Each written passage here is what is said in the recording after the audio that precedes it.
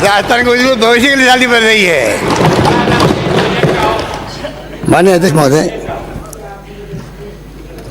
मेरे साथियों ने, पक्ष विपक्ष के साथियों ने जो विचार प्रकट किए पिछले 4 दिन से, उसके लिए मैं उनका आभार व्यक्त करता हूँ। मुझे खुशी है कि खुल के अपनी बात रखी। जरा मैं हमेशा कहता आया हूँ कि जो भी भावना प्रकट की गई उसका विश्लेषण किया जाएगा और उसके आधार पर जो संभव होगा हम लोग उसको पूरा करने का प्रयास करेंगे। मैं नेता प्रतिपक्ष का भी, तमाम इनके वरिष्ठ नेताओं का भी आभार व्यक्त करता हूँ कि आप लोगों ने जब बजट पेश किया गया 24 तारीख को, तो आपके पास कहने को कुछ नहीं था। इसलिए आप लोग, कई लोग तो मुंह छिपा के प्रेस से बिना मिले चले गए। और तो और चिंता प्रकट कर रहे हैं। अभी हमारे नेता प्रतिपक्ष पूरे अपने भाषण के अंदर चिंता प्रकट कर रहे हैं और बाद में गुस्से होकर बोलने लगे, भावुक होकर बोलने लगे, पता नहीं क्या होगा। मैं पूछना चाहता हूँ, बजट पूरा हो अथवा नहीं हो, कमी रहे तो आपकी आलोचना करने का अधिकार है। अब आप 19-20 के आलोचना अभी तक भी कर रहे हो, जबकि 20-21 आ चुका है, जा रहा है, 21-22 आ रहा है। तो 19-20 की आलोचना करने के लिए आपने पूरे डॉक्यूमेंट तैयार कर रखे। कोई बात नहीं। तो आपने जो आलोचना करने का जो माहौल बनाया मीडिया के अंदर, मैं पूछना चाहता हूँ, मैं तो आपका आभारी हूँ सबका, कि आपने ये चिंता प्रकट की जो हमें करनी चाहिए थी कि हमने बजट पेश किया, अब उसका क्या होगा। ये चिंता सरकार को करनी चाहिए, मुख्यमंत्री को करनी चाहिए, मंत्रिमंडल के साथियों को करनी चाहिए, तमाम हमारे साथियों को करना चाहिए। वो चिंता पूरा विपक्ष कर रहा है। चिंता आपको करनी है कि मुझे करनी है। कमी रहे आलोचना करो, आपको दिक्कत नहीं है। जगलीली करने में हमेशा आरोप लगते हैं, सरकार पर लगते हैं। बाजीगरी करी जा रही है आंकड़ों के आधार पर बाजीगरी तो मैंने देखा अभी हमारे नेता प्रतिपक्ष कर रहे थे। आंकड़े बता रहे थे विभागों के, विश्वविद्यालय के कितने पैसे रखे गए। बड़ा गर्व से कह रहे थे कि हमने राजीव गांधी विश्वविद्यालय का नाम बदल के रख दिया गुरु गोविंद। बहुत अच्छा किया आपने, हमने एतराज भी नहीं किया। और 2 करोड़ 5 करोड़ रखे गए।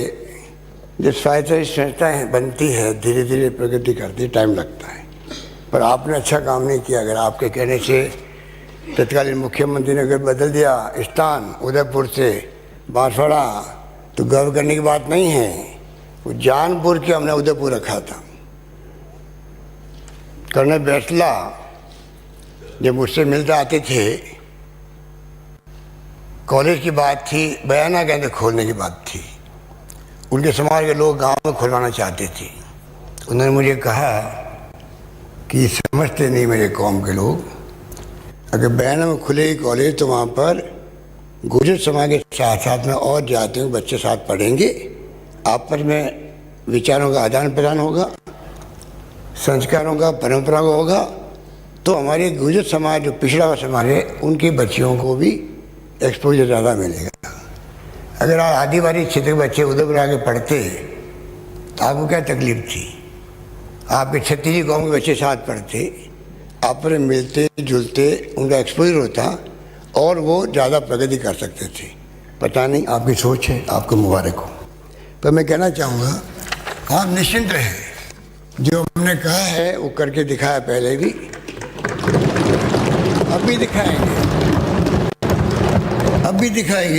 अब भी दिखाएंगे और कोई चिंता करने की जरूरत नहीं है।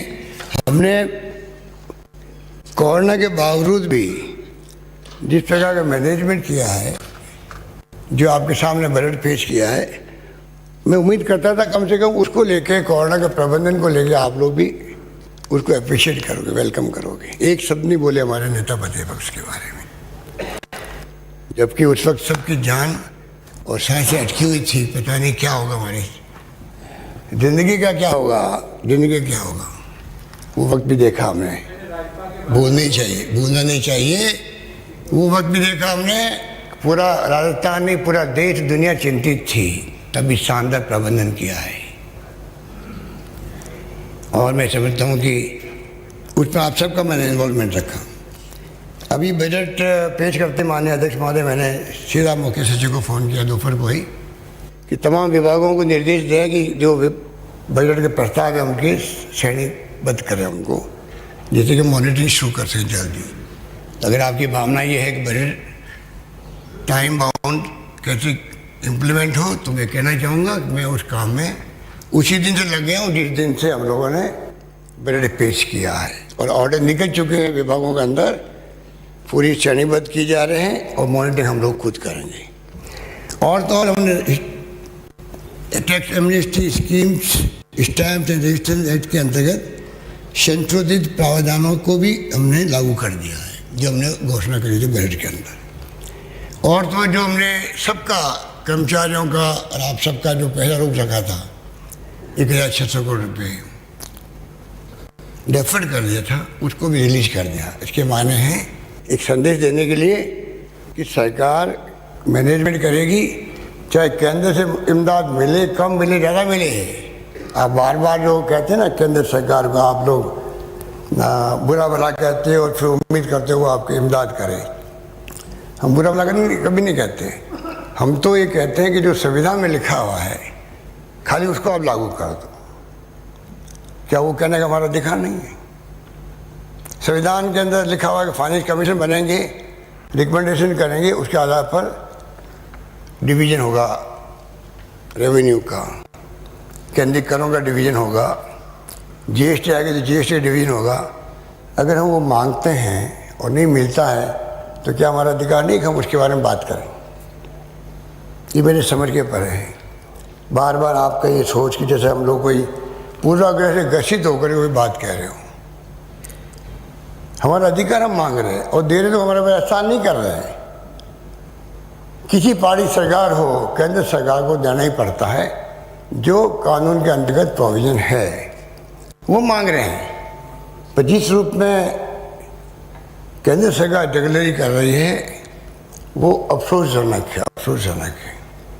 किस प्रकार से 14 फाइनेंस कमीशन ने कहा कि 32% से केंद्रीय करों के हिस्से बढ़ेंगे, 42% जाएंगे, 42% हो जाएंगे। अच्छा मंशा से कहा होगा, केंद्र सरकार को करना पड़ा 32 से 42%। पर साथ में उन्होंने जितनी स्कीमें थी अध्यक्ष महोदय, उन तमाम स्कीमों को उन्होंने जो CSS होती है, सेंट्रल स्पॉन्सर स्कीम, उन सबको उन्होंने तोड़ मोड़ दिया। उनका जो रेशियो था 90-10 का, 80-20 का, 60-40 का, 100% का, तो तमाम उन्होंने तोड़ मोड़ कर करके 50% में लेके आ गए। और तो और जो बीमा आपकी आयुष्मान भारत का नाम लेते हैं कि प्रधानमंत्री ने बड़ी योजना लागू कर दी, 60-40 का रेशियो है, आज 39-41 हो गया है, 61 हो गया है, क्योंकि कैप लगा दी है। आप इससे ज़्यादा प्रीमियम नहीं दे सकते हो। अब हमने घोषणा करी है, उसका भी आपने स्वागत नहीं किया। कुछ तो 2-3 घोषणाओं का स्वागत आपको भी करना चाहिए था कम से कम। हमने कहा यूनिवर्सल हेल्थ कवरेज मिलेगा, पूरे प्रदेशवासियों का बीमा किया जाएगा। क्या ये स्कीम भी हमारी आपको पसंद नहीं आई? आपने हमारी कोई स्कीम का एक शब्द नहीं बोले, कहा ये आपने अच्छा काम किया, हम इसको स्वागत करते हैं।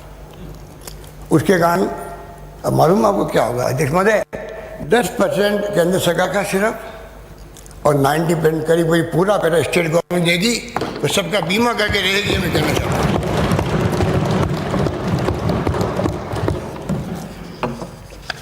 अध्यक्ष महोदय, इस प्रकार से जिस प्रकार से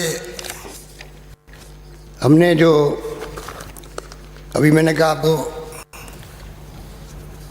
कि फाइनेंशियल क्राइसिस है, इसमें कोई दो राय नहीं। जब कोरोना आ गया तो ना स्वाभाविक है, पूरे देश चाहे केंद्र सरकार हो चाहे राज्य सरकारें हो, उनके सामने क्राइसिस है, इसमें कोई दो राय नहीं। पर उसके बावजूद भी जो मैनेजमेंट किया जा रहा है हमारे यहाँ वो शानदार है, शानदार है, आपकी सरकार की तुलना में बहुत शानदार है। ये मैं बताना चाहूँगा अभी आपको, जिस रूप में अभी कई साथियों ने कहा 31 दिसंबर तक जब कोरोना काल था तो तमाम लॉकडाउन था, फैक्ट्री बंद, उद्योग धंधे बंद, सब कुछ बंद था, तब भी ये कहा गया 60%, शायद नेता उपनेता ने कहा होगा आपके पार्टी के और कुछ साथियों ने कहा 31 दिसंबर तक 60% पैसा ही खर्च हुआ, शायद आपने कहा होगा, ठीक है। मैं कहना चाहूँगा 31 दिसंबर तक 60% नहीं हुआ है, 62.15% खर्च हुआ, नंबर 1।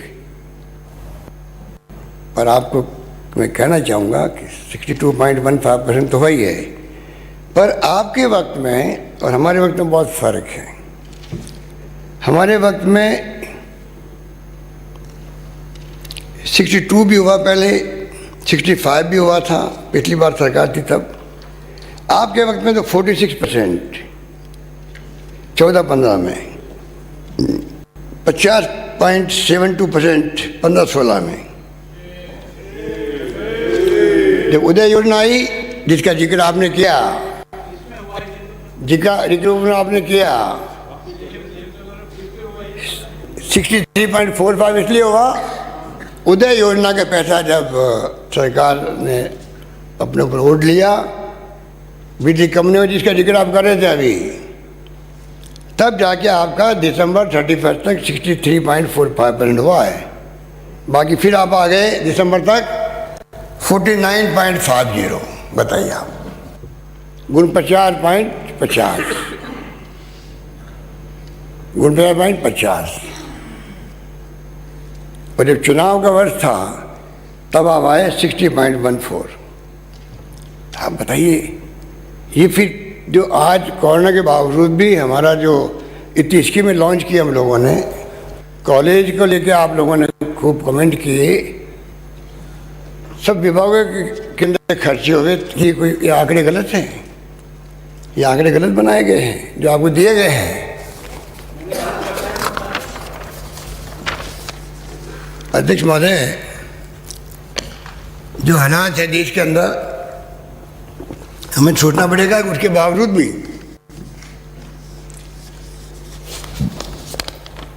फिस्कल पैरामीटर हमारे हैं। इसमें मैं कहना चाहूँगा,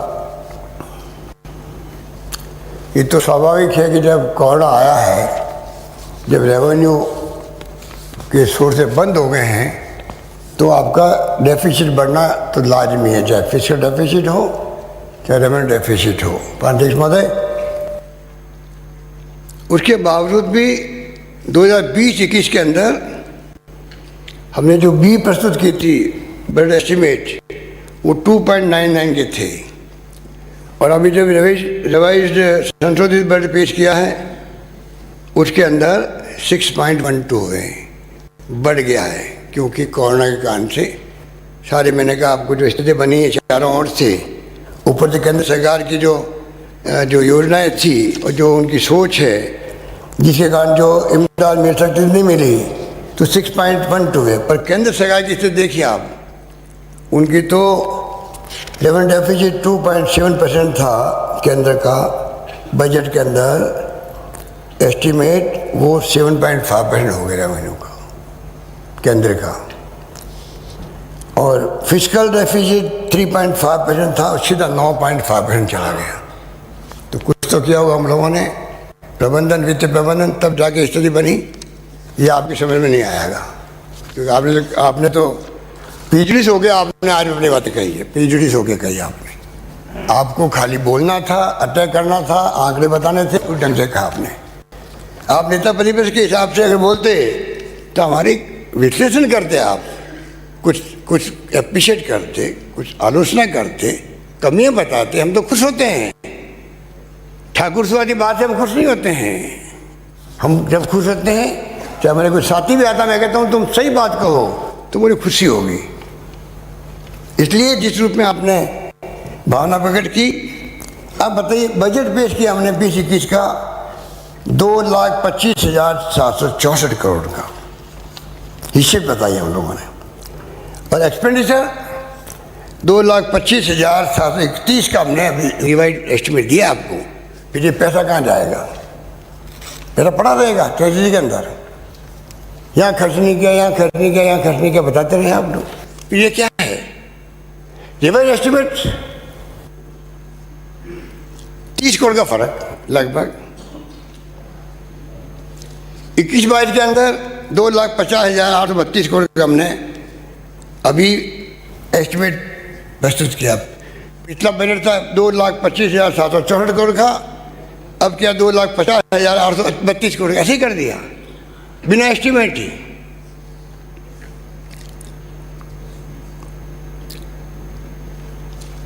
मैं आपको निवेदन करना चाहूँगा कि जो फिस्कल डेफिसिट है उसके अंदर आप देखिए, जब आपकी सरकार होती है 2004 से 4, 5 और 8, 9 तक, तब जो GDP 30% होना चाहिए आपके वक्त में 3.10 था, बढ़ गया 3% से। सरकार हमारे अध्यक्ष महोदय 9-10 से लगा के 13-14 तक तो नीचे ले गया उसको 2.08%। आप बता दीजिए ये आंकड़े तो वही आंकड़े हैं जो सही आंकड़े हैं, जो भारत सरकार भी देखती है, CNAG भी देखती है। फिर आपकी सरकार आ गई 14-15 से 18-19 तक, आप बताइए सीधा चला गया 5.05%। ये आंकड़े गलत है। ये पैरामीटर है, उससे मालूम पड़ता है क्या स्टेट की स्थिति में किस राज्य में क्या बनी है, वो बताता है ये आंकड़े वो है। अभी 19-20 में जब सरकार हमारी आई है तो हमें पूरी मशक्कत करनी पड़ रही है किस प्रकार से हम लोग वहाँ पर मैनेजमेंट करें जिससे कि जो हालात आप बना के गए उनको ठीक कर सकें। और इसलिए आज जिस प्रकार केंद्र सरकार व्यवहार कर रही है, हमारे 20-21 के बजट में बिना कोई कारण के 14,000 करोड़ की कटौती कर दी है सेंट्रल टैक्सेस के अंदर। GST के अंदर 5,500 करोड़ तो कह दिया ये एक्ट ऑफ गॉड है, कोरोना किसी के हाथ में नहीं था इसलिए ये कटौती करेंगे हम लोग। अरे एक्ट ऑफ गॉड तो है, पर आपके पास जो कोई विकल्प है, राज्यों के पास क्या है? राज्यों के पास कुछ विकल्प नहीं है। एक्साइज हो गया, माइनिंग हो गया, ट्रांसपोर्ट हो गया, और क्या विकल्प होता? तो क्या केंद्र सरकार को कटौती करनी चाहिए थी? और लोन लेने के लिए परमिशन लेनी पड़ती है, आपको मालूम ही है। 4,600 करोड़ रुपये लोन देने की हमें परमिशन मिली, वो लोन हमने लिया। 21-22 के अंदर भी हमें पहले ही कह दिया गया कि आपको 12,000 करोड़ की कटौती होगी सेंट्रल टैक्सेस के अंदर, और पता नहीं GST से क्या क्या होगा। इस प्रकार के हालात में जो कुछ भी स्थितियाँ हैं जिसका मैंने जिक्र किया आपके सामने अभी थोड़ी देर पहले कि किस प्रकार से वे CSS की योजनाओं को किस प्रकार से, जो मैंने पहले ही शायद बताया आपको हाउस को, कि जिस प्रकार से पेट्रोल डीजल के अंदर भाव बढ़ते जा रहे हैं 15 दिन से लगातार, केंद्र सरकार ने कमी नहीं रखी, रोज के रोज भाव बढ़ते गए। एक्साइज ड्यूटी बढ़ाती है, बदनाम राज्य सरकार होती है। मैंने उस दिन बताया आपको कि एक्साइज ड्यूटी 9.48 को लेके नीचे लेके आ गए 1.4। अब मैं माननीय नेता परिषद पूछना चाहूँगा कि जिसमें राज्यों का हिस्सा होता है पूरे देश के अंदर, उस एक्साइज ड्यूटी कहलाती है मेन एक्साइज ड्यूटी, उसमें 9 रुपये 48 पैसे था, उसको लेके आ गए 1 रुपये 40 पैसे प्रति लीटर। और जो स्पेशल एक्साइज ड्यूटी लगाई वो 6 रुपये लगे आ गए 11 रुपये लेके आ गए। एडिशनल एक्साइज ड्यूटी लगाई वो 6 रुपये लगे 18 रुपये लेके आ गए। और उसी प्रकार से डीजल के अंदर 11 रुपये जो थी पहले 11 रुपये 33 पैसे जिसका हिस्सा मिलता सब राज्यों को, वो आ गए 1 रुपये 80 पैसे। इसको कहते हैं डिविजनल पुल। और जो स्पेशल एक्साइज ड्यूटी है वो 0 थी, 8 रुपये कर दिया उसको डीजल के अंदर। एडिशनल एक्साइज ड्यूटी 6 रुपये थी, 18 रुपये कर दी। आप बताइए, हमने 2% फिर भी तमाम सबकी भावनाओं का आदर करते हुए हमने उसको कम किया। 1000 करोड़ का रेवेन्यू में लॉस हुआ। तब भी हमने किया क्योंकि पूरे देश के अंदर और प्रदेश के अंदर जिस प्रकार आग लगी हुई थी, पेट्रोल डीजल को रेट को लेकर के सब लोग चिंतित थे। इसलिए मैंने आपको निवेदन किया, मैं वापस रिपीट नहीं करना चाहता। जो स्कीम है, सब स्कीमों की धज्जियां उड़ा दी इन्होंने। प्रधानमंत्री ग्रामीण सड़क योजना 100% पैसा मिलता था, 40-60 कर दिया। समेकित महिला सशक्तिकरण कार्यक्रम 100% मिलता था, 40-60। राष्ट्रीय स्वास्थ्य मिशन 25 राज्य का 75 केंद्र का था, 40-60।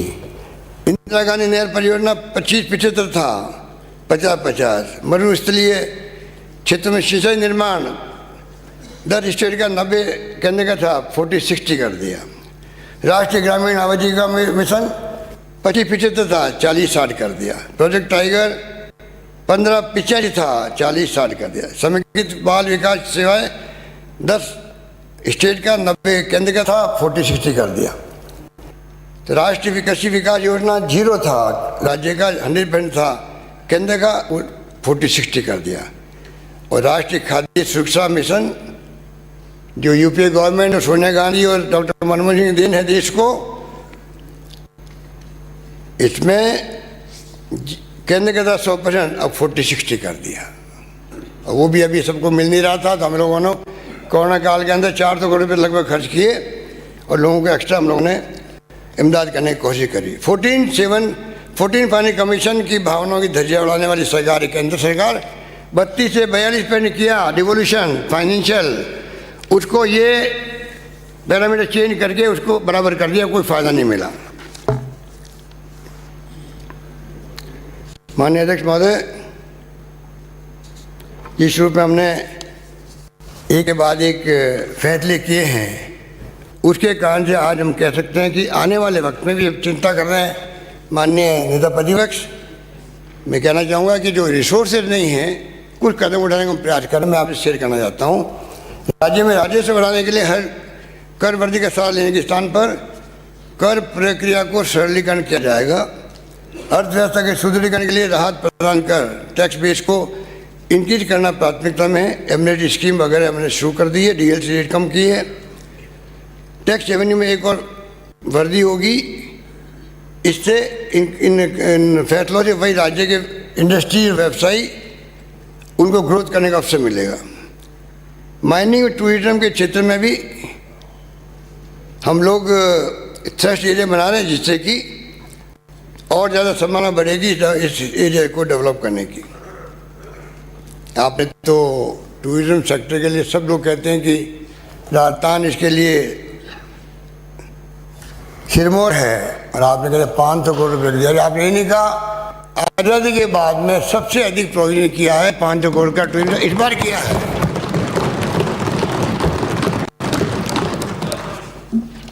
टैक्स कवरेज को बढ़ाएंगे, टैक्स इवेजन के लिए कड़ी कार्रवाई की जाएगी।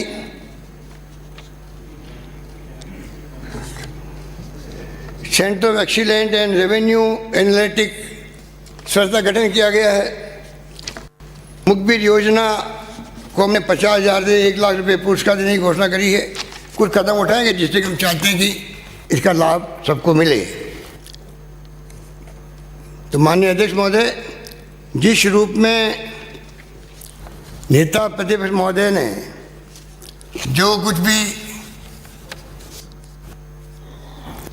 अपने विचार प्रकट किए, उसमें ये नहीं कहा कि आप लोगों ने चुनाव के पहले अचानक ही घोषणा कर दी किसानों के लिए 10,000 रुपये प्रति वर्ष देने का, 832 रुपये आचार से लागू होने वाले थे अगले दिन, आज घोषित कर दिया आपने, और कोई प्रोविजन नहीं किया पैसे का। उसके ऊपर आप जिक्र नहीं करोगे। हम लोगों ने क्या किया है, हम लोगों ने अब बाकायदा प्रोविजन किया है पैसे का। प्रोविजन करके हम लोगों ने 832 की जगह 1,000 रुपये किसान को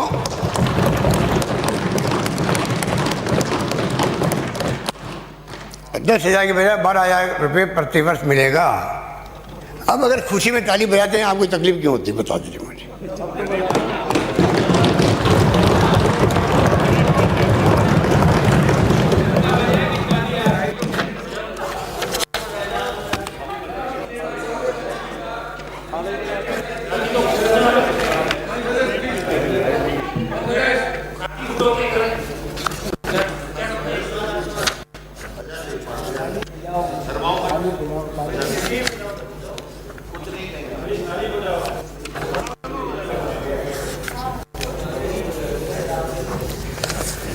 माननीय अध्यक्ष महोदय,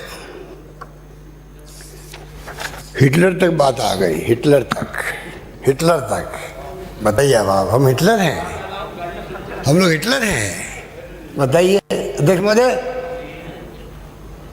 हिटलर शाही कहाँ चल रही है? राजस्थान में चल रही, दिल्ली में चल रही? बताइए।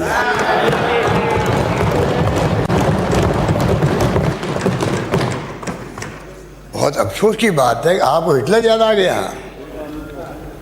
क्योंकि आपकी सोच वो नहीं थी पहले जो अब बन गई आपकी सोच। संगत का असर तो पड़ता ही पड़ता है, संगत का असर है। नहीं तो उपनेता प्रतिपक्ष का विपक्ष, उस संगत का असर हो गया 10 साल के अंदर। आप हिटलर की बात करने लगे। किस पार्टी से आप आए हो सदन के अंदर? पहले उस पार्टी की विचारधारा ये थी क्या? जो किसानों की पार्टी थी उसकी विचारधारा थी हिटलरवादी की। आज हिटलरवाद का तांडव हो रहा देश के अंदर। आज income tax, ED, CBI, judiciary, election commission, कोई बाकी बच गया है क्या? कोई बाकी बचा हुआ है? अचानक नोटबंदी हो गई। 8 बजे रात को, 8 भाई और बहनों, रात को 12 बजे 500,000 रुपये के नोट बंद। बताइए आप, बर्बाद हो गए धंधे, काम धंधे, व्यापार ठप हो गए लोगों के, कोई सुनने वाला नहीं। जीएसटी बिना विवेक से लागू कर दिया, 5 स्लैब बना दिए, 1 स्लैब बनाना था। रात को 12 बजे पार्लियामेंट के अंदर जब आज़ादी मिली थी, उस वक्त में रात को 12 बजे आज़ादी के जैसे मनाया गया था सेंट्रल के अंदर, उसी ढंग से जीएसटी की वजह से मनाया गया। आज दुर्गति हो रही लोगों की, कुछ सोचने वाला नहीं, करने वाला नहीं। किसानों काले कानून बन गए, कोई परवाह नहीं। किसानों के कानून बन गए 3, ठंड में बैठे हुए हैं, उसमें तो आप लोग किसान वर्ग से आते हो, आप लोग भी। आप लोग देखो क्या हो रहा है। क्या आप लोग आवाज़ नहीं उठा सकते, समझा नहीं सकते क्या हो रहा है? पर हो रहा है, कोई कहने वाला नहीं। आंदोलन जीवी, पता नहीं कौन कौन जीवी है। हमारे माननीय सदस्य जो आते आमिर थे, उन्होंने आंदोलन जीवी को बहुत अच्छे ढंग से प्रस्तुत किया। अरे हम तो कहेंगे आप चिरंजीवी जीवी हो, आप, हम चिरंजीवी कहेंगे, हम आंदोलन जीवी नहीं कहेंगे। हम तो आपके शुभकामनाएं करते हैं आपके आगे बढ़ने की। और जिस रूप में कहाँ प्रधानमंत्री मोदी जी बने थे, दुनिया भर के अंदर स्वागत हो रहे थे, तब भी मैंने कहा था कि मोदी जी ये स्वागत आपका हो रहा है इसलिए 70 साल में जो कुछ भी या सुई नहीं बनती थी देश के अंदर, आज पानी, बिजली, शिक्षा, स्वास्थ्य, सड़कें क्या नहीं है देश के अंदर, साइंस में, टेक्नोलॉजी के अंदर क्या नहीं है। आज कहाँ के हम पहुँच गए, इसलिए आपका स्वागत करें, सम्मान करें। न्यूयॉर्क में स्क्वायर पे कितना बड़ा मोदी के नारे लगते थे। और उसी अमेरिका के अंदर मैं पढ़ रहा था कल, एक वहाँ का अखबार निकलता, बहुत ही पॉपुलर अखबार है, वॉशिंगटन पोस्ट। क्योंकि जिस प्रकार से आपके पत्रकार, आपके एक्टिविस्ट, आपके जो लोग हैं, जिस प्रकार से वो जेल में डाल रहे हैं लोगों को। अरे सुनने की कोशिश करो भाई, नेता प्रतिनिधि महोदय, सुनने की ताकत रखो। हमने सुना आपका पूरी स्पीच को, सुनने का मादा रखना पड़ता है। इसे मैंने लास्ट टाइम कहा था आपको, विवेक काम होता है, विवेक से काम होता है। उन्होंने क्या कहा है, जिस मोदी जी को सब जगह स्वागत हुए थे उन मोदी जी के बारे में, उनकी गवर्नमेंट के बारे में। क्या कहा आप सुनिए आप लोग। कोई भी सरकार जो 22 वर्षीय जलवायु तथा पशु अधिकारों के लिए लड़ने वाली एक्टिविस्ट के विरुद्ध गूगल डॉक के आधार पर देशद्रोह का आरोप लगा दे, तो ऐसी सरकार को हम लोकतंत्र के रूप में वर्णित नहीं कर सकते। दुर्भाग्य है, क्या लगता है। इसलिए इस महीने नरेंद्र मोदी सरकार के भारतीय प्रशासन द्वारा दिशा रवि की गिरफ्तारी एक चेतावनी की घंटी होनी चाहिए। क्या विश्व के सबसे बड़े लोकतंत्र की डींग हाँकने वाला देश आज भी इस उपाधि को डिजर्व करता है? इस उपाधि को डिजर्व करता है, डेमोक्रेसी की उपाधि को। 10 दिन पहले पुलिस ने दिशा रवि के बेंगलुरु स्थित घर पर छापा मारा। उसे मंगलवार को रिहा कर दिया गया कोर्ट से, सुप्रीम कोर्ट से। उसका अपराध यह था कि उसने ग्रेटा थनबर्ग तथा गूगल डॉक के सहयोग से भारतीय किसानों के आंदोलन को समर्थन देने हेतु रास्ते सुझाए थे। भारतीय किसानों के आंदोलन को समर्थन देने हेतु रास्ते सुझाए थे। अरेस्ट, कितने पत्रकार अरेस्ट हो रहे हैं दिल्ली के अंदर, बेंगलोर के अंदर। डेमोक्रेसी है ये। इसके लिए पुलिस ने उस पर राजद्रोह का आरोप लगाया। ये एक ऐसा अपराध है जिसकी सजा के तौर पर वर्षों जेल काटनी पड़ती है तथा राज्य के विरुद्ध घृणा फैलाने का षड्यंत्र भी इस अपराध के तहत आता है। दिशा रवि ने न्यायालय में घोषणा करते हुए कहा कि यदि किसानों के आंदोलन को पूरी दुनिया में हाईलाइट करना राजद्रोह है तो मेरा जेल में रहना ही ठीक है। 22 साल की बच्ची का देखिए, सोच देखिए आप। दिशा रवि के मुकदमे के बारे में चिंताजनक बात यह है, यह मुकदमा मोदी सरकार की अभिव्यक्ति की आज़ादी के दमन तथा अन्य लोकतांत्रिक उल्लंघन के कृत्यों की एक बड़ी योजना का हिस्सा है। पिछले महीने नई दिल्ली में किसानों के आंदोलन की कवरेज करने वाले अनेक पत्रकारों को भी आपराधिक मुकदमों का सामना करना पड़ा। सुन लीजिए ऊपर बैठने वालों, ये आपके लिए है। आप में से आप सुरक्षित है राजस्थान के अंदर, क्योंकि राजस्थान सरकार आपकी है।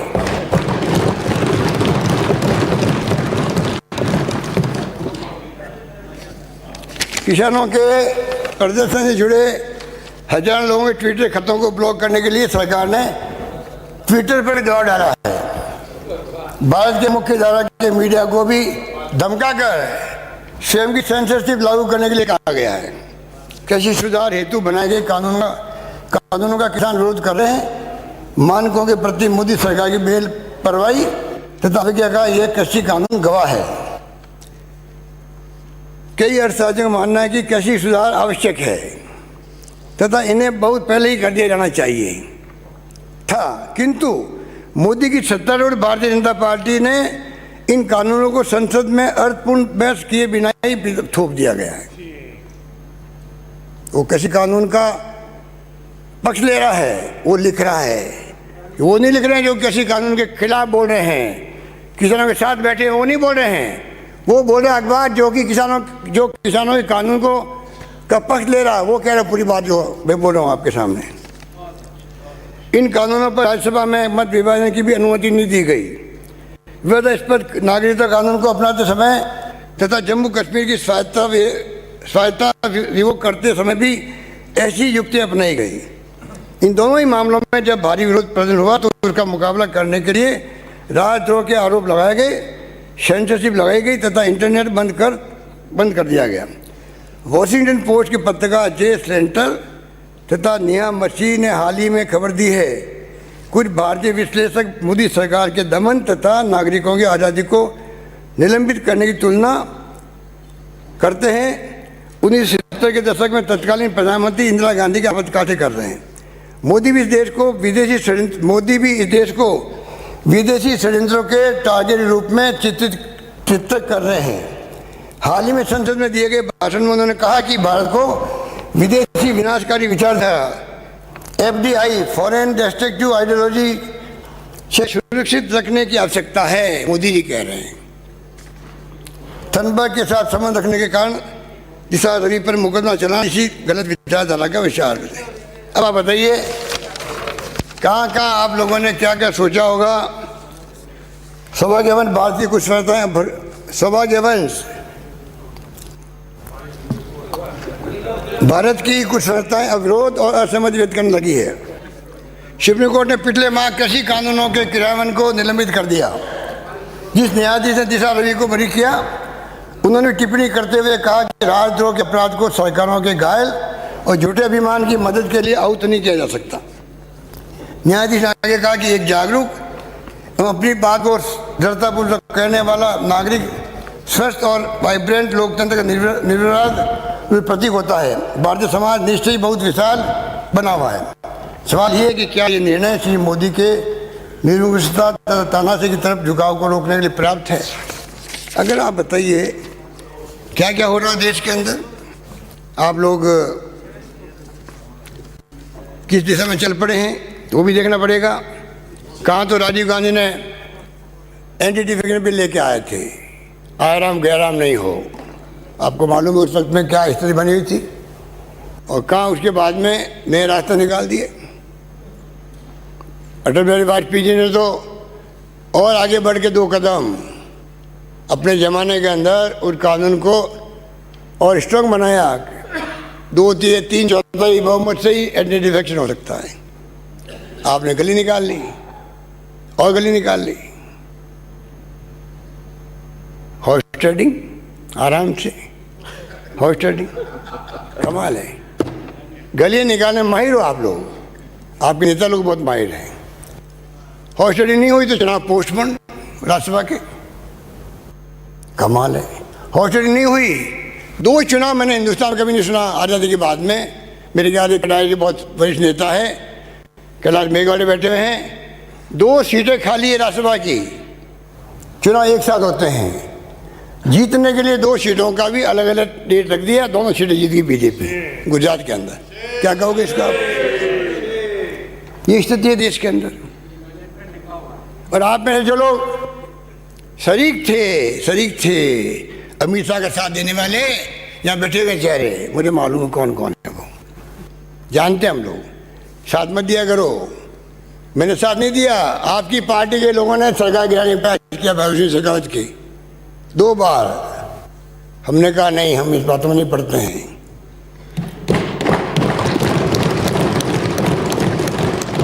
आपकी पार्टी के लोग थे, याद है आपको? चौकी ठाणे में ले गए थे, सबको खड़ा किया पुलिस वालों को बीच में, असेंबली की एक तरफ आप एक तरफ वो, कोई वोट इधर को नहीं चला जाए। वो टाइम ही था आपका।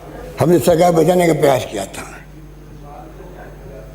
वो अरे जिंदगी में मुख्यमंत्री बनने के लिए वैल्यू बेस्ड राजनीति करनी पड़ती है, ऐसे मुख्यमंत्री नहीं बनता है। अगर आप वैल्यू बेस्ड राजनीति नहीं करोगे, उम्मीदवार बन जाओगे मुख्यमंत्री के, चाहे केंद्र में बैठे हुए नेता हैं, चाहे यहाँ बैठे हुए नेता हैं, एक नहीं बन पाओगे। ध्यान रखना, आप वही बनेगा जो वैल्यू बेस्ड राजनीति करेगा। क्या करने कर रहे थे आप?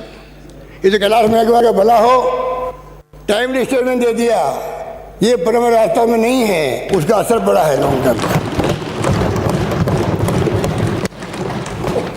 आपके अधिकार नेता कई लोगों को खूब कोशिश की पोरबंदर ले आने की। पोरबंदर 2 हवाई जहाज खड़े थे यहाँ पर, हवाई जहाज खाली वापस गए। एक हवाई जहाज मुश्किल से गया था। क्या बेइज्जती हुई बताओ आप लोग, क्या बेइज्जती हुई? इधर क्या देखते हो भाई? मेरी तरफ देखो ना, आप तो वरिष्ठ नेता हो। फैसल, माननीय अध्यक्ष महोदय, मैं आपसे इतना कहना चाहूँगा कि हम लोगों की तरफ से जो वादे किए गए हैं बजट के अंदर, उनको पूरा किया जाएगा। और ये भी मैं कह सकता हूँ कि 5 महीने में पूरा होगा। और जिस रूप में हमने बजट पेश किया है और जो घोषणा की हमने, वो राजस्थान के हितों को देखते हुए करी हम लोगों ने। कॉलेज के बारे में पता नहीं, शिक्षा विभाग में आप रहे हुए हैं नेता, कर्मचारी का टीचर रहे हुए। माननीय नेता प्रतिपक्ष, आप तो टीचर्स थे मेरे ख्याल से RSS में जाने के पहले। आपको तो मालूम है शिक्षा का क्या महत्व होता है। उसके बाद में आपने आलोचना करो कॉलेज कैसे खोल दिया आपने। 88 में 87 कॉलेज चालू हो चुके हैं राजस्थान के अंदर, और तो और आपने किरण महेश्वरी की कॉलेज खोलने पे ऑब्जेक्शन कर दिया। अरे अब तो दुनिया में नहीं है, अब तो कम से कम पूर्वाग्रह छोड़ो उनके प्रति, क्या आप लोगों ने इतना बड़ा दिल रखो, कमाल कर दिया। 4 कॉलेज खोला अपने दिल से, मैंने कहा किसी ने मांग नहीं करी थी, और आपने कह दिया अपने अपने तो खुद का एग्जाम्पल दे दिया। आप चिरंजीव हो, लंबी उम्र आपको भगवान दे, और आपने कहा अगली बार अगर मैं रहा यहाँ तो आप रहोगे, रहना चाहिए आपको। पर मैं दूसरी बात करता हूँ, माननीय अध्यक्ष महोदय, आप जानते हो बैरिस्टर शेखावत साहब ने भी आपकी तरह ही कहा था एक बार कि मैं जीते जी कांग्रेस को नहीं आने दूंगा सत्ता के अंदर, और मैं था प्रदेश का कांग्रेस अध्यक्ष था। मैंने कहा शेखावत साहब आपके जीते जी सरकार कांग्रेस की आएगी, भगवान आपको लंबी उम्र दे, आप हमारे शासन को देखो। सरकार बनी, मैं मुख्यमंत्री बना, और मैंने शेखावत साहब को याद दिलाया वो जुमला जो मेरी भावना थी। आज मैं फिर कहता हूँ आपको लंबी उम्र दे, आप दिल में कुछ बात रखते नहीं हो, जुबान पे लाते हो, गुस्सा करते तो फिर ख़त्म कर देते हो, वो ख़त्म मत करो। मेरी खाली एक ही प्रार्थना आपसे, अपनी बात जम के कहो, हमें कोई दिक्कत नहीं है। जो बातें आपने कही है मैं खुद उसका विश्लेषण करवाऊँगा मेरे अधिकारियों के साथ बैठ करके। मैं नेता प्रतिपक्ष के सुझावों को बहुत गंभीरता से लेता हूँ, वो हमारे हित में है, सरकार के हित में है हमारे। आप ही नहीं बल्कि जितने माननीय सदस्य हैं उन तमाम लोगों के जो भी सुझाव हैं उनको हम लोग बहुत ही लेंगे गंभीरता से, और हम चाहेंगे कि अधिक से अधिक काम करके दिखाएं आपको। सब संभव नहीं होता सब काम, तो पता नहीं क्यों आपने 4 कॉलेज, गर्ल्स कॉलेज, वो भी गर्ल्स कॉलेज, उसके लिए आपके कमेंट मुझे मेरी समझ के परे हैं कि क्यों आपने कमेंट किया है, ये मैं नहीं समझ सकता। पर मैं उम्मीद करता हूँ कि आप हमारी और मेरी वित्त मंत्री मेरी भावना समझेंगे, नेता सदन के रूप में समझेंगे कि हमने जानबूझ के 4 जो माननीय सदस्य चले गए अचानक ही, जिनका जाने का वक्त अभी नहीं था, बहुत आघात लगा था हम सबको, आपको भी लगा, सबको लगा होगा। इसलिए मैंने चला करके 4 कॉलेज की घोषणा करी है, गर्ल्स कॉलेज है। मैं नहीं समझता पक्ष विपक्ष इसमें कोई एतराज कर सकता है।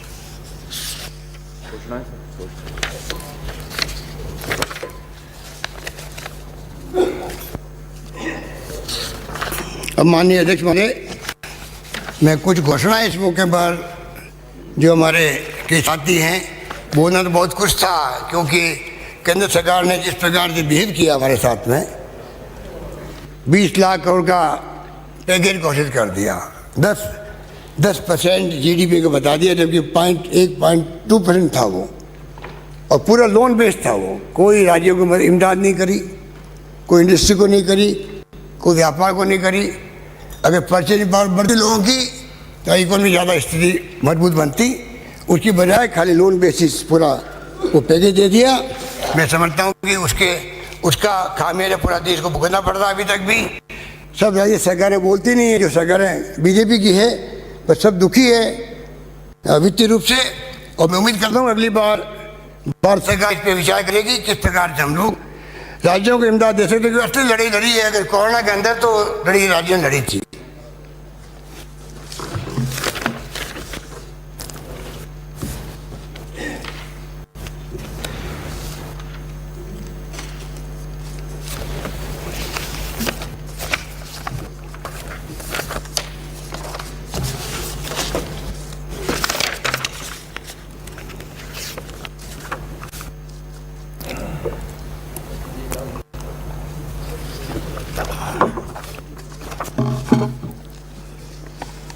माननीय अध्यक्ष महोदय,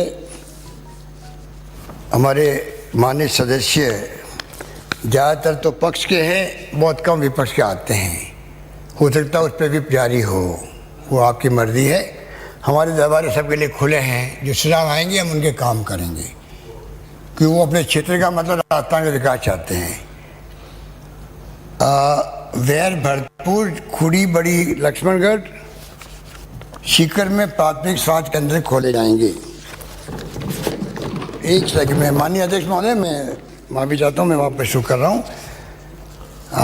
चिकित्सा स्वास्थ्य के बारे में प्रदेश में स्वास्थ्य सेवाओं के आधारभूत ढांचे को मजबूत करने के लिए एलोपैथिक चिकित्सा संस्थान से वंचित बांसुरी, कल्ला व प्रेमशिवपुरा, रातारामगढ़, सीकर सहित 784 ग्राम पंचायत मुख्यालयों पर चरणबद्ध रूप से उप स्वास्थ्य केंद्रों की स्थापना की जाएगी। दुहा, चौगान, थानागाजी, बिगोता, राजगढ़, चतरपुरा, बानसूर, अलवर, संगतपुरा, मनीवाल वाली, सादुल शहर, गंगानगर, घाटमिका, कामा, भरतपुर, सिंगाना, डीडवाना, नागौर, नैनो की ढाणी, नांदड़ी, मंडोर, घंटियाली, जोधपुर, गोविंदपुरा, खंडेला, सीकर, चूरू, उनियारा, टोंक, चांचोड़ी, सुमेरपुर, पाली एवं मेराना, भादरा, हनुमानगढ़ के उप स्वास्थ्य केंद्रों को प्राथमिक स्वास्थ्य केंद्रों में कन्वर्ट किया जाएगा। नाथद्वारा राजसमंद में शहरी प्राथमिक स्वास्थ्य केंद्र खोला जाएगा। जालूंदा, जावर, मावर जंक्शन, पाली, बाड़ी, जोड़ी, विराटनगर, जयपुर, फरडोद, जायल, नागौर, चांबा, शेरगढ़, जोधपुर, तिंगावा, कोट कासिम, अलवर, खरेरी, वैर, भरतपुर, खुड़ी, बड़ी, लक्ष्मणगढ़, सीकर में प्राथमिक स्वास्थ्य केंद्र खोले जाएंगे।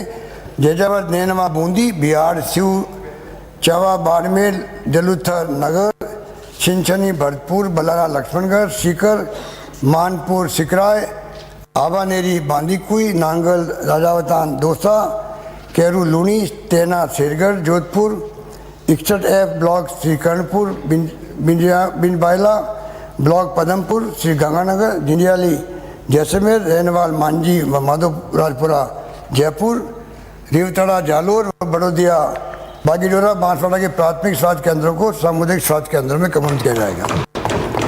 किशनपुर, जयपुर में सैटेलाइट अस्पताल बनाया जाएगा।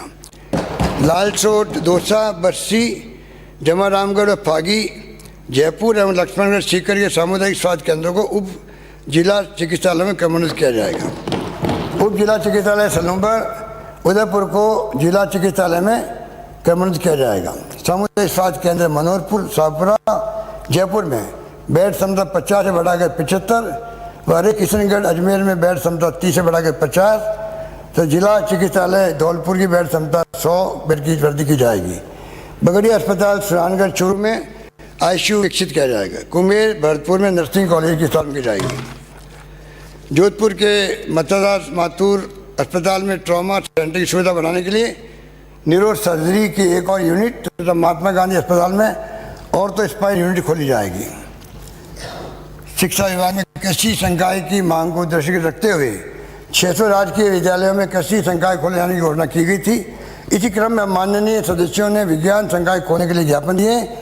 उनकी भावना के अनुरूप प्राथमिकता आधार पर इंग्लिश मीडियम के 200 राजकीय विद्यालयों में विज्ञान संकाय खोले जाना प्रस्तावित है। राजकीय उच्च माध्यमिक विद्यालय शिवा की ढाणी, जयपुर को माध्यमिक विद्यालय में कन्वर्ट किया जाएगा। उच्च शिक्षा को बढ़ावा देने एवं आधारभूत सुविधाएं विकसित करने के लिए विभिन्न महाविद्यालयों में सुदृढ़ीकरण एवं भवन निर्माण के लिए आगामी वर्ष में 100 करोड़ रुपये व्यय किए जाएंगे। प्रदेश में उच्च शिक्षा में गुणवत्ता बढ़ाने एवं युवाओं को रोजगारोन्मुख शिक्षा प्रदान करने की दृष्टि से मुख्य विषय के साथ साथ अन्य विषयों के सेलेक्टेड कोर्सेज का विकल्प लिए जाने की आवश्यकता आवश्यक है। जैसे किसी आर्किटेक्ट का कोर्स करने वाले अथवा म्यूजिक में डिग्री करने वाले को इनसे संबंधित अपडेटेड कंप्यूटर सॉफ्टवेयर का ज्ञान होना आवश्यक है। इसी प्रकार आर्टिफिशियल इंटेलिजेंस पर काम करने वाले युवाओं को बिहेवियरल साइंसेज का ज्ञान होना आवश्यक है। इस प्रकार मिक्स प्रोजेक्ट सब्जेक्ट के साथ अध्ययन करने की सुविधा और व्यवस्था को क्रेडिट बेस्ड प्रणाली कहते हैं। आगामी वर्ष से चरणबद्ध रूप से प्रदेश में उच्च शिक्षा में क्रेडिट बेस्ड प्रणाली लागू किया जाना प्रस्तावित है। राज्य के ऑटोनॉमस इंजीनियरिंग कॉलेज की शैक्षणिक गुणवत्ता बनाए रखने की दृष्टि से भरतपुर, धौलपुर, करौली, झालावाड़, बारा व बीरवाड़ा इंजीनियरिंग कॉलेज को राजस्थान तकनीकी विश्वविद्यालय कोटा तथा अजमेर बीकानेर महिला अजमेर इंजीनियरिंग कॉलेज को तकनीकी विश्वविद्यालय बीकानेर, बांसवाड़ा स्थित इंजीनियरिंग कॉलेज को गोविंद गुरु जनजातीय विश्वविद्यालय बांसवाड़ा का एवं बाड़मेर इंजीनियरिंग कॉलेज को प्रस्तावित MBM विश्वविद्यालय जोधपुर का संगठक कॉलेज बनाते हुए वित्तीय संसाधनों का प्रबंधन सुनिश्चित किया जाएगा। साथ ही बाड़मेर इंजीनियरिंग कॉलेज में पेट्रोलियम संकाय खोला जाएगा। नीलवाड़ा नागौर में कन्या महाविद्यालय खोला जाएगा। डीग व कुमेर भरतपुर में खेल स्टेडियम बनाया जाना प्रस्तावित है। किसानों को उनके द्वारा उत्पादित फल एवं सब्जियों का उचित मूल्य दिलाने, तत्काल मंडी उपलब्ध कराने तथा उपभोक्ता तक सीधी सप्लाई सुनिश्चित किए जाने के लिए मैं किसान ई मंडी की स्थापना की घोषणा करता हूँ। किसानों को जैविक पंजीकरण की सुविधा उपलब्ध करवाने के उद्देश्य से जोधपुर, उदयपुर, अजमेर, भरतपुर, बीकानेर, कोटा में Rajasthan state seed and organic certification agency के उपकेंद्र खोले जाएंगे। साथ ही एकल कृषकों को जैविक खेती प्रमाणीकरण शुल्क में 75% की छूट देना प्रस्तावित है। मंडावा, झुंझुनू, भूसावर, वेर, भरतपुर, चांदगुड़ी, सादुलपुर, चूरू, बायतू, बाड़मेर में कृषि महाविद्यालय की स्थापना की जाएगी। बामनबाद, सवाईमाधोपुर, रहनी, अलवर में कृषि उप मंडी की स्थापना की जाएगी। साथ ही खंडार, सवाईमाधोपुर में फल सब्जी मंडी खोली जाएगी। 600 पशु चिकित्सा उपकेंद्रों में 3 करोड़ की लागत से आवश्यक आधारभूत सुविधाएं उपलब्ध कराई जाएगी। जैसलमेर जिले में दुग्ध उत्पादक सहकारी संघ की स्थापना की जाएगी। बेघर व्यक्तियों को स्वावलंबी व आत्मनिर्भर बनाने एवं उनके पुनर्वास हेतु बेघर उत्थान एवं पुनर्वास नीति 2021 लाई जाएगी। वाल्मीकि समाज के बच्चों एवं युवाओं को प्रगति का उचित अवसर उपलब्ध कराने की दृष्टि से शिक्षा एवं रोजगार उन्मुख प्रशिक्षण दिलाए जाने के लिए 20 करोड़ रुपये राशि का वाल्मीकि कोष बनाए जाने की घोषणा करता हूँ। राजकीय छात्रावास आवासीय विद्यालयों में प्रवेश हेतु छात्र छात्राओं की पात्रता की सीमा बढ़ाकर परिवार की वार्षिक आय 8 लाख रुपये तक की जाएगी। तो जिनके माता पिता राज्य सरकार के कर्मचारी जो लेवल 11 तक का वेतन प्राप्त कर रहे हैं को भी यह सुविधा उपलब्ध होगी। प्रदेश में अल्पसंख्यक विद्यार्थियों को दी जाने वाली प्री मैट्रिक, पोस्ट मैट्रिक एवं मेरिट कम मीन्स छात्रवृत्ति योजना से वंचित रहे पात्र अभ्यर्थियों को भी छात्रवृत्ति जाना प्रस्तावित है। राज्य के विद्यालयों जिनमें कक्षा 6 से 8 में 10 से अधिक विद्यार्थी अल्पसंख्यक भाषा में अध्ययन करने के इच्छुक होंगे, उन विद्यालयों के अल्पसंख्यक तृतीय भाषा संस्कृत, उर्दू, सिंधी, गुजराती, पंजाबी के अतिरिक्त शिक्षक लगाए जाएंगे। नगर भरतपुर में अल्पसंख्यक बालिका छात्रावास एवं गड्ढा रोड शिव बाढ़ में अल्पसंख्यक छात्रावास खोला जाएगा। जनजातीय क्षेत्र विकास में राजकीय विद्यालय में शहरी क्षेत्र के छात्र छात्राओं को छात्रवृत्ति, यूनिफॉर्म इत्यादि का सीधा लाभ देने के लिए डीबीटी के द्वारा 1 से 5 तक वर्तमान देय राशि को 3 से 4 गुना बढ़ाकर 1000 रुपये, वर्ष कक्षा 6 से 12 तक वर्तमान देय राशि को बढ़ाकर 2500 रुपये प्रतिवर्ष दिया जाना प्रस्तावित है।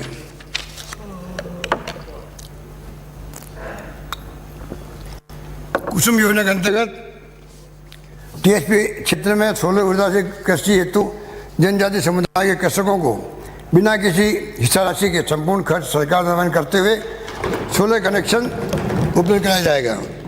वागड़ की सांस्कृतिक धरोहर को संरक्षण देने हेतु सागवाड़ा, डूंगरपुर में 5 करोड़ रुपये की लागत से वागड़ सांस्कृतिक केंद्र का निर्माण कराया जाएगा।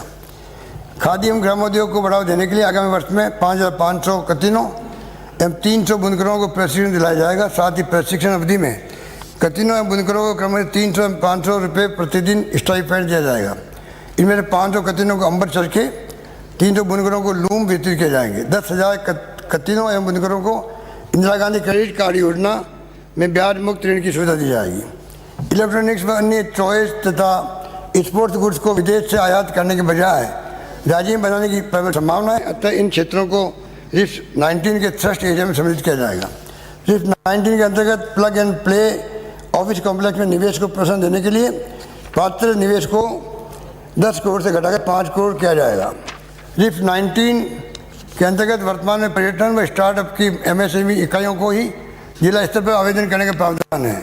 अब ये सुविधा समस्त सर्विस सेक्टर की एमएसएमई इकाइयों दी जाएगी। राजस्थान अल्पसंख्यक वित्त एवं विकास सहकारी निगम को आर्थिक रूप से सक्षम बनाने हेतु वर्ष 13-14 से पूर्व के ऋणों के लिए एमनेस्टी योजना लाई जाएगी, जिसमें ऋणों के एक मुश्त भुगतान पर दंडनीय ब्याज व सामान्य ब्याज माफी के साथ मूल राशि पर भी छूट दी जाएगी। इसी क्रम में निगम को 20 करोड़ रुपये का एक मुश्त अनुदान दिया जाएगा। साथ ही SC, ST, OBC minority corporation को सुदृढ़ किया जाएगा। तुंगा बस्ती, जयपुर, जावाल, सिरोही एवं खेड़ली, कटुमर, अलवर में औद्योगिक क्षेत्र घोषित किए जाएंगे। भिवाड़ी इंडस्ट्रियल क्षेत्र और मारवाड़ इंडस्ट्रियल एरिया के अनुरूप औद्योगिकीकरण की संभावना देखते हुए जयपुर, बस्ती, दौसा के मध्य उचित जगह पर दिल्ली मुंबई एक्सप्रेस वे के निकट रिको द्वारा नया औद्योगिक क्षेत्र विकसित किया जाएगा, जिससे स्थानीय लोगों को रोजगार मिल सकेगा।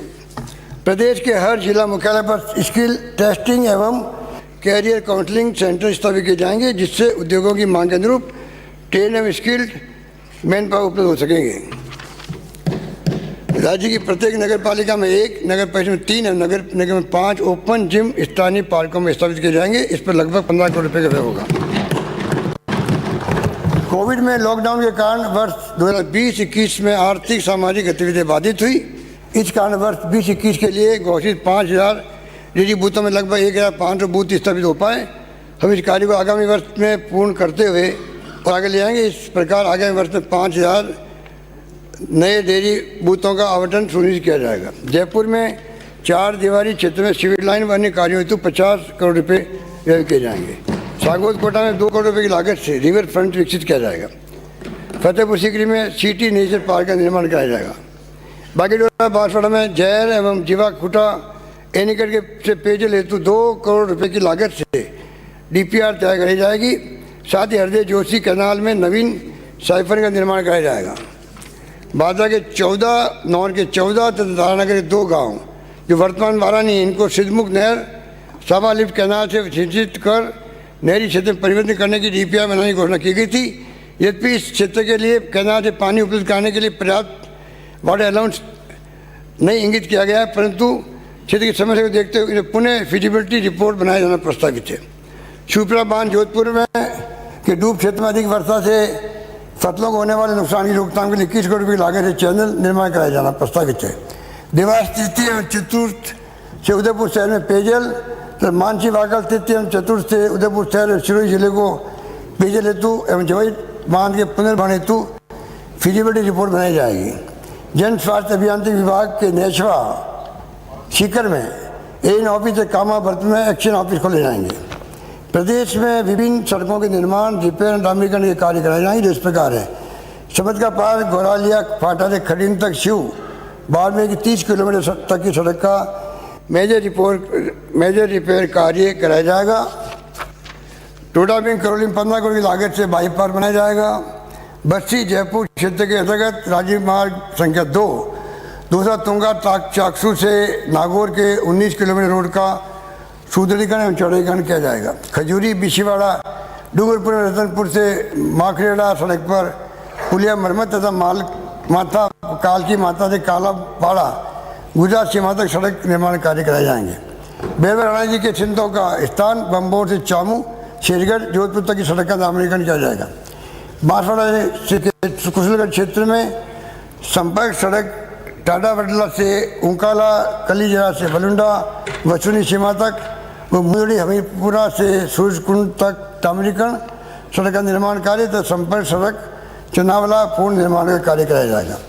राज्य राजमार्ग 87A गोडू बज्जू कोलायत मोखा खालसा में 50 किलोमीटर सड़क का सुदृढ़ीकरण नवीनीकरण व चौड़ाईकरण का कार्य कराया जाएगा। महंगी से दूधली मोड़ NH 21 वाया बावनी खुर्द रायपुर साईपुर आंधी श्री राम नगर बिरासना गावली नेवर मकसूदपुरा चावड़िया सड़क को निर्माण कराया जाएगा। चंबल नदी सोने का गुर्दा सेवरपाली बाड़ी धौलपुर पुल का निर्माण कार्य प्रारंभ किया जाना प्रस्तावित है। माननीय विधायकगणों से सड़कों के निर्माण रिपेयर व डामरीकरण आदि के बड़ी संख्या में प्रस्ताव प्राप्त होते जा रहे हैं। इन प्रस्तावों पर सार्वजनिक निर्माण विभाग को परीक्षण कर एस्टिमेट बनाने के हेतु निर्देश प्रदान किए जा रहे हैं। हनुमानगढ़ गंगानगर जिले में प्रशासन तंत्र को सुदृढ़ कराने के लिए 329 करोड़ की लागत से 400 kV grid sub station Hanumangarh में स्थापित किया जाएगा। बाड़का हरियाली बाड़मेर में 33 kV का GSS स्थापित किया जाएगा। प्रतापगढ़ थानागारी अलवर रोल जायज नागौर हरसौली अलवर जमरामगढ़ जयपुर में इन ऑफिस खोले जाएंगे। खाजूवाला बीकानेर कामा वर्तमान उप जिला परिवहन कार्यालय खोले जाएंगे।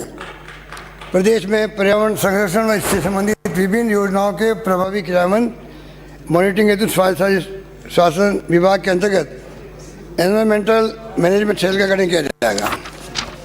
प्रदेश में उद्योग होटल अस्पताल खान आदि की स्थापना एवं संचालन हेतु कंसेंट एवं ऑथराइजेशन शीघ्र तथा सुगमता से उपलब्ध कराने की दृष्टि से सिरोही राजसमंद झुंझुनू जैसलमेर बांसवाड़ा झालावाड़ नागौर सवाईमाधोपुर हनुमानगढ़ बूंदी जिलों में राजस्थान राज्य प्रदूषण मंडल के 10 नए क्षेत्रीय कार्यालय खोले जाएंगे। राज्य में वनों की सुरक्षा एवं विकास हेतु वृक्षारोपण एवं अग्रिम मर्यादा कार्यों के लिए आगामी 2 वर्षों में 150 करोड़ रुपये व्यय किए जाएंगे। मनरेगा योजना के अकुशल श्रमिक परिवारों को अपने औजारों, गैती, फावड़ा, तगारी आदि की मरम्मत के लिए प्रत्येक 50 दिन का रोजगार पूरा करने पर आगामी वर्ष 50 रुपये की सहायता दी जाएगी। इसमें लगभग 30 करोड़ रुपये खर्च होंगे। रामदेवरा जैसलमेर के विकास हेतु एवं सौंदर्यीकरण हेतु 2 करोड़ रुपये का प्रावधान प्रस्तावित है। राज्य की कला एवं शिल्प को प्रोत्साहित एवं संरक्षित करने के उद्देश्य से जवाहर कला केंद्र में विशेषज्ञ कलाकारों द्वारा प्रशिक्षण कार्यक्रम आयोजित किए जाएंगे। बायोटेक्नोलॉजी व पब्लिक हेल्थ की पृष्ठभूमि वाले विद्यार्थियों को रोजगार हेतु प्रतियोगी परीक्षाओं में इन विषयों को स्नातकोत्तर उपाधि के अन्य विषयों के समान दर्जा दिया जाएगा। बांदरवाड़ा, अजमेर, आगोलाई, बालेश्वर, जोधपुर में उप तहसील कार्यालय खोले जाएंगे। तुंगा, बस्ती, जयपुर, सुहागपुरा, दलोट, प्रतापगढ़, कुराबड़, गिरवा, नया गांव, खेरवाड़ा, उदयपुर, सम, जैसलमेर व नेचवा, लक्ष्मणगढ़, सीकर की उप तहसील को तहसील कार्यालय में क्रमबद्ध किए जाएंगे। सीकरी नगर, भरतपुर व बिंडर, उदयपुर में उपखंड कार्यालय खोले जाएंगे। शहीद स्मारक डाबला, डीडवाना, नागौर के विकास हेतु 50 लाख रुपये व्यय किया जाना प्रस्तावित है। टोकर, सेमारी, सागवाड़ा, बाबड़वाड़ा, खेरवाड़ा, उदयपुर, मोती चौराहा, डूंगरपुर में नवीन पुलिस चौकी खोली जाएगी। जैसे पुराखोर, जयपुर में नया पुलिस थाना, सुरंगट, चूरू में सदर पुलिस थाना खोला जाएगा। साथ ही पुलिस चौकी डीग, भरतपुर को क्रमबद्ध कर पुलिस थाना बनाया जाएगा। बस्ती, जयपुर और नवलगढ़, सीकर पर अतिरिक्त जिला सत्र न्यायालय एडीजे कोर्ट खोले जाएंगे।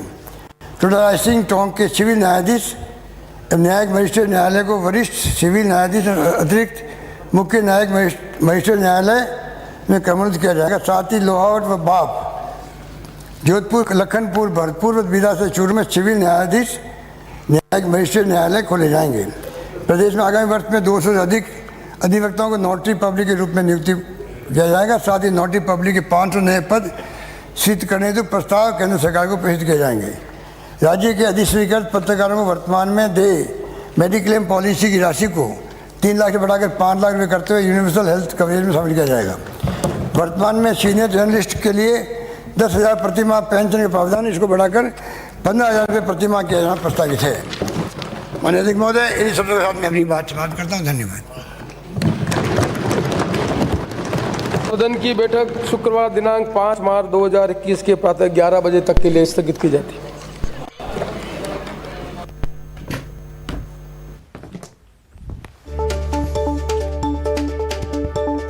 विधानसभा में बजट पर जो बहस हुई उस पर आज गुलाब चंद कटारिया ने अपने विचार रखे और उसके बाद सीएम ने बजट पर बहस का जवाब दिया। बजट को लेकर जो भी खामियों की बात विपक्ष ने कही उस पर उन्होंने पलटवार किया। उन्होंने कहा कि आखिर क्यों विपक्ष को दिखाई नहीं देता किस तरह से प्रदेश की तारीफ हुई है दुनिया भर में। साथ ही उन्होंने याद दिलाया कि केंद्र से पैसे लेना, राशि लेना प्रदेश सरकार का अधिकार है, इसे किसी एहसान के तौर पर नहीं गिनाया जाना चाहिए। केंद्र से अनुदान लेना हमारा अधिकार है। हमने अपने अधिकार को बस एक्टिव किया। सदन में सीएम गहलोत ने साथ ही कई घोषणाएं की। नाथद्वारा में स्वास्थ्य केंद्र खोले जाने की घोषणा की है। कुम्हेर में नर्सिंग कॉलेज की स्थापना की घोषणा की है। जोधपुर में न्यूरो सर्जरी की स्थापना की घोषणा मुख्यमंत्री ने की है। स्कूलों के भवन निर्माण के लिए 100 करोड़ की राशि का उन्होंने ऐलान किया है। शिक्षा पर, शैक्षणिक संस्थाओं पर जिस तरह से विपक्ष ने सवाल उठाए तो सीएम ने आंकड़ों के साथ इसका जवाब दिया कि क्या विपक्ष को दिखाई नहीं देता कितने कॉलेज खुले हैं और अब वहां पर पढ़ाई भी चल रही है। सीएम ने जो कुछ भी कहा उसकी प्रमुख तौर पर जो बड़ी बातें हैं वो आप अपने टीवी स्क्रीन पर देख पा रहे हैं। उन्होंने दोहराया कि कोरोना काल था और कोरोना संकट के वक्त जिस तरह से हमने हालात को मैनेज किया, हमारे प्रबंधन की दुनिया भर ने तारीफ की। हमारे मॉडल्स को कई देशों ने स्टडी किया है। जो तंज विपक्ष द्वारा कसे गए उसका तंज से ही सीएम ने जवाब भी दिया है। विकास के प्रति सरकार की प्रतिबद्धता को मुख्यमंत्री अशोक गहलोत ने दोहराया।